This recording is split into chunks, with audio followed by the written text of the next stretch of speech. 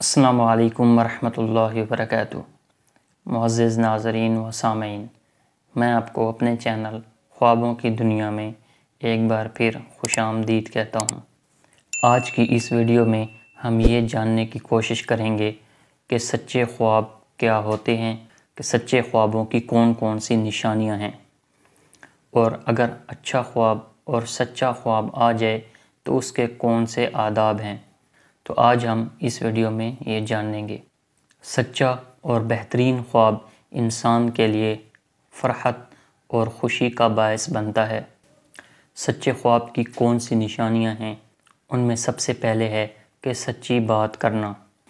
انسان اگر اپنے اعمال اور افعال میں سچائی اپنائے ہوئے ہوتا ہے تو پھر اس کو اچھے اور سچے خواب آتے ہیں، جیسا کہ نبی کریم صلی اللہ علیہ وسلم نے فرمایا، وَأَصْدَقَكُمْ رُؤْيًا أَصْدَقُكُمْ حَدِيثًا، جس کا ترجمہ یہ ہے سب سے زیادہ راست باز انسان کا خواب بھی سچا ہوتا ہے۔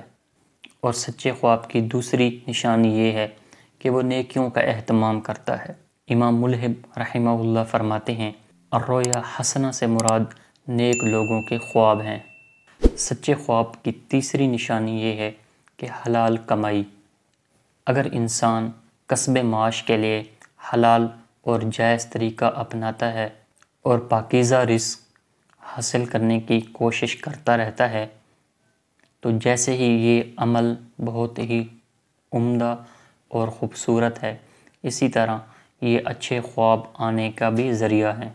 ایسے شخص کے خواب اکثر سچے اور پسندیدہ ہوتے ہیں۔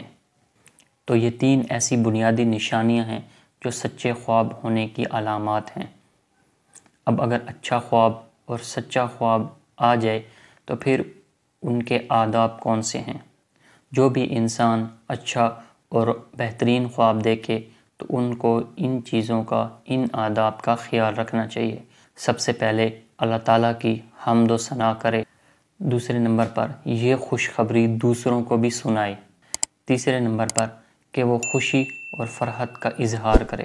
اور چوتھا اور بہت ہی ضروری یہ ہے کہ خواب کسی ایسے انسان کو بتائے جو اس کے لیے خیر خواہ ہو، جو اس کا اپنا ہو، عام لوگوں کو نہ بتائے۔